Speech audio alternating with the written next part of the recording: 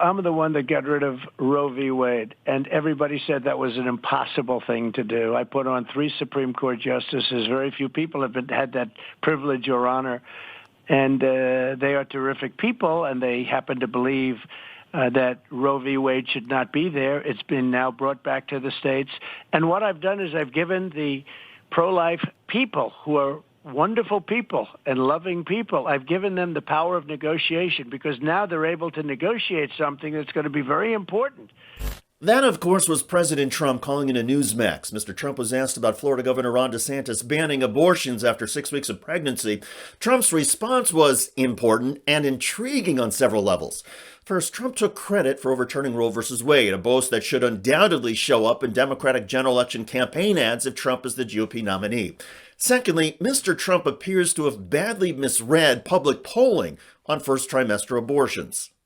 We're in a position now, and I'm going to be leading the charge. We're in a position now where we can get something that the whole country can agree with.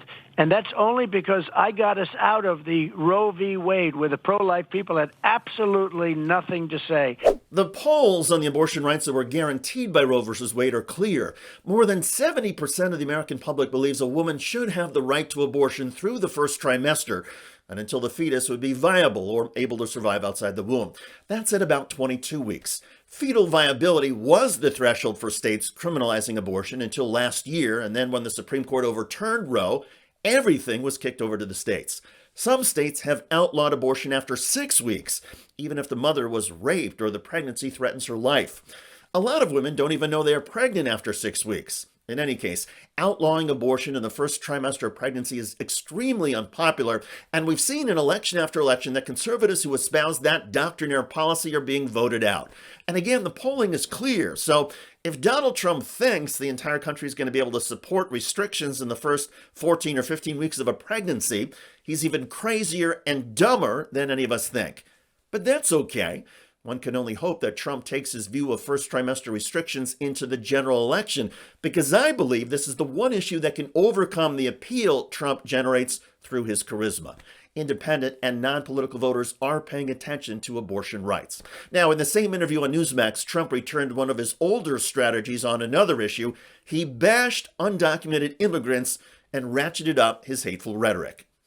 We have people coming into our country now from prisons. We have people coming in from mental institutions, insane asylums. We have crazy people coming in. Nobody knows where they're coming from. It's a horrible, horrible thing that's happening. It certainly and is. They're coming in by they're coming in by the millions. But on pro-life, I will tell you what I did on Roe v. Wade. Nobody else, for 50 years, they've been trying to do it. I got it done. And now we're in a position to make a really great deal, and a deal that people want.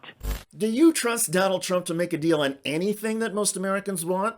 I don't.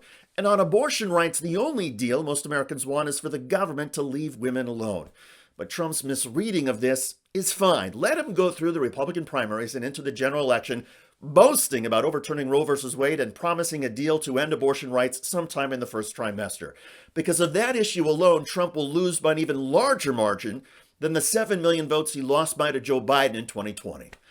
By the way, Donald Trump's biggest supporter in Congress, Marjorie Taylor Greene, was recently laughed at and flipped out in a congressional hearing. Check out that video at the link below. I'm David Shuster. Thanks for joining us.